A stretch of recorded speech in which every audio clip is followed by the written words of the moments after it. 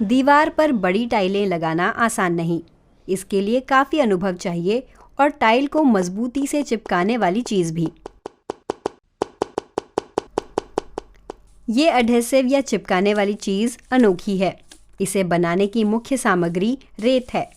अभी हाल तक ये रेत ढलाई खाने में इस्तेमाल होती थी, जहां धातु को ढाला जाता है।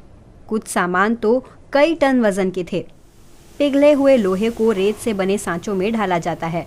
इस प्रक्रिया में रेत की संरचना बदल जाती है और आगे चलकर वो कचरे की तरह लैंडफिल में फिकवा दी जाती है। जब मुझे पता चला कि अकेले भारत में ही सालाना 15,000 लाख मीट्रिक टन से ज्यादा रेत लैंडफिल्स में फेंक दी जाती है, मैं ये जानकर हैरान रह गया कि आपने इंजीनियरिंग की है, आपने कारोबार की अच्छी पढ़ाई की है, तो क्यों ना इसका एक समझदारी भरा समाधान निकालने की कोशिश करें, ताकि इसे फेंकना ना पड़े और खेती की अच्छी खासी जमीन बेकार ना जाए।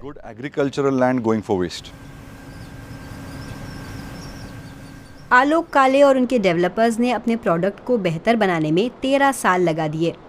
आज पुणे स्थित उनकी कंपनी इस्तेमाल की जा चुकी औद्योगिक रेत से एडहेसिव और प्लास्टर मिक्स बनाती है। ये महंगा भी नहीं है। जो चीज कचरे के ढेर में फेंक दी जाती है, उसे आज हम ऐसी जगह इस्तेमाल कर रहे हैं जहां वो दशकों काम आएगी।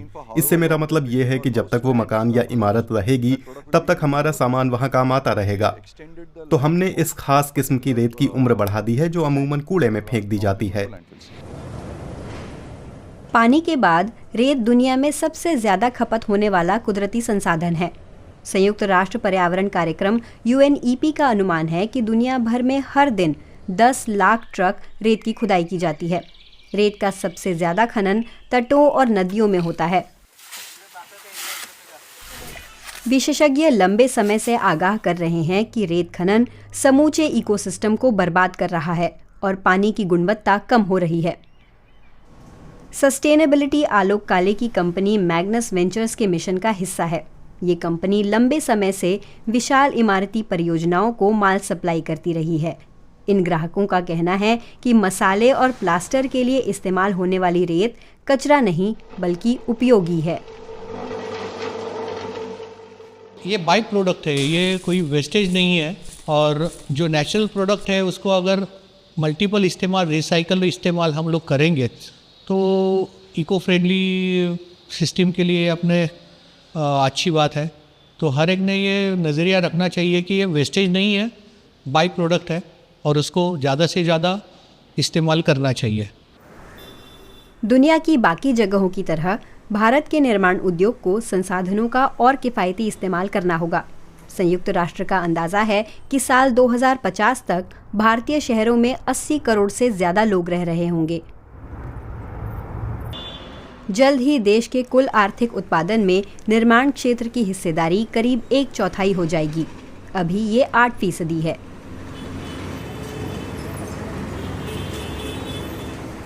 वैज्ञानिक डॉक्टर JS सुदर्शन मानते हैं कि निर्माण उद्योग को सर्कुलर इकोनॉमी में बदलना होगा। उनके मुताबिक लंबे समय तक संसाधनों को संरक्षित रखने का यही एक तरीका है। जब हम अलग अलग निर्माण सामग्रियों और हरित सामग्रियों को तैयार करने में औद्योगिक कचरे के इस्तेमाल की बात करते हैं, तो इस मामले में हम अधिकतम स्तर पर नहीं पहुंचे हैं। हम मध्यम स्तर में हैं, क्योंकि बहुत सारी सामग्री अभी भी फेंक दी जाती है और लैंडफिल में पहुंचती है। ये भी एक वजह है कि कई शहरों और कस्बों में लैंडफिल से निपटना एक बड़ी चुनौती है। कॉरपोरेशंस और नगर पालिकाओं के लिए ये बड़ी मेहनत का काम है। लेकिन लैंडफिल में सिर्फ निर्माण का कचरा ही नहीं जाता। घरों से निकलने वाला कचरा जैसे कि मल्टीलेड प्लास्टिक या MLP वगैरह भी लैंडफिलों में फेंक दिया जाता है। पर्यावरण पर इनका असर विनाशकारी है। चूंकि ये चीज़ें प्लास्टिक की कई परतों से बनी होती हैं, इसलिए ये सामान्य रिसाइकलिंग के लिए भी उपयुक्त नहीं है। लेकिन सांचे बनाने में MLP का इस्तेमाल किया जा सकता है। कंक्रीट जब सख्त हो जाता है तो सांचा हटा दिया जाता है और उसका दोबारा इस्तेमाल भी हो सकता है।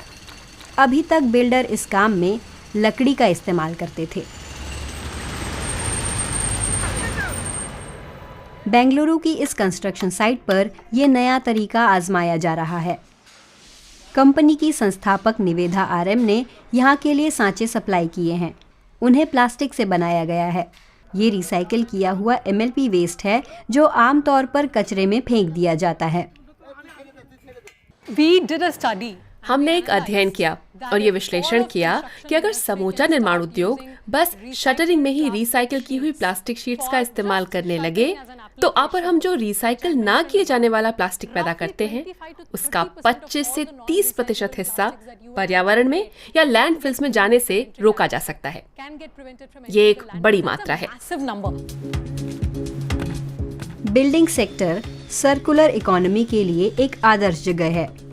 कीमत के मामले में दोनों कंपनियां अपने पारंपरिक प्रतिस्पर्धियों से मुकाबला कर पाने में सक्षम हैं।